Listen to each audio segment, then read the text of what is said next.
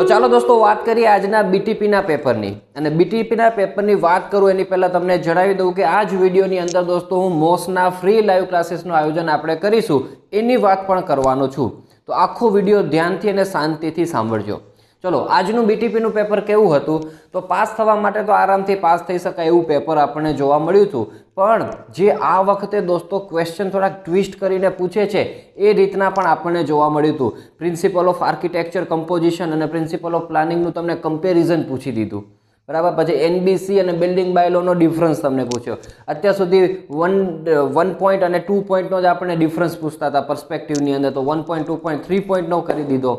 તો આવી રીતના ટ્વિસ્ટિંગ આપણને જોવા મળ્યું હતું. અને વિશેષ દોસ્તો બાકી તો વાંધો નહીં, પણ ક્વેશ્ચન 1C જે પૂછવામાં આવ્યો એની અંદર તો કેટલું બધું પૂછી નાખ્યું. આ તો ના ઇન્સાફી જ કહેવાય. જે પેપર સેટ કરે છે એને થોડીક હોવી જોઈએ દિમાગની અંદર વાત કે આ ન પોસિબલ થાય 7 માર્ક્સની અંદર. કે એક તો પ્લાન ડ્રો કરવાનો કીધો હતો, એટલે એકચ્યુઅલી એને તો ડબલ લાઇન ડાયાગ્રામ્સ ડ્રો કરવો પડે, પણ આ 3 વસ્તુ સાથે પૂછેલી હોય, ગ્રાઉન્ડ ફ્લોર, ફર્સ્ટ ફ્લોર અને સાથે તમને એલિવેશન પણ, તો લાઇન ડાયાગ્રામ જ ડ્રો કરવાનું હોય. પણ એકચ્યુઅલી લાઇન ડાયાગ્રામ પ્લાન લખેલો હોય તો ન કરી શકીએ, એ પણ કન્ફ્યુઝન થાય.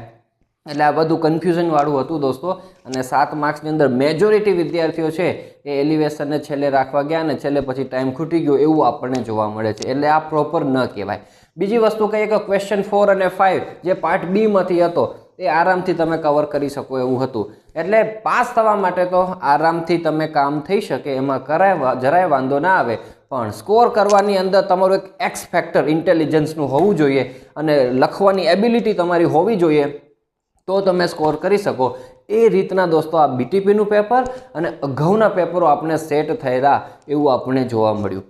હવે દોસ્તો હું તમને વાત કરું આપણે મોસના જે લાઈવ ક્લાસીસનું આયોજન કરવાના છીએ તેની.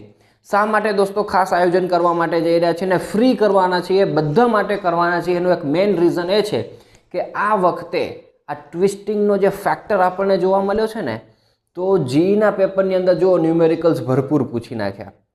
તો આ મોસ તો આપણા ન્યુમેરિકલ્સથી ભરપૂર જ સબ્જેક્ટ છે, તો આ સબ્જેક્ટની અંદર પણ દોસ્તો એવા ન્યુમેરિકલની અંદર ટ્વિસ્ટ કરી શકે. અમુક એવા ડેરિવેશનો છે કે જે અત્યાર સુધી નથી પૂછતા, એવા ડેરિવેશનો તમને પૂછી શકે. તો એવા અમુક ન્યુમેરિકલ્સ ડેરિવેશન્સ જે ચેપ્ટરોની અંદર બને છે એ ન્યુમેરિકલ ડેરિવેશન્સ થિયરી કન્સેપ્ટ હું તમને સમજાવવાનો છું. અને ઓપન ટુ ઓલ છે, બધા માટે છે.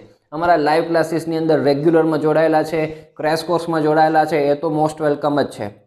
પણ તમે અન્ય વિદ્યાર્થીઓ પણ છો કે જે અગાઉ અમારી સાથે જોડાયેલા નથી, એ વિદ્યાર્થીઓ પણ જોડાઈ શકશો.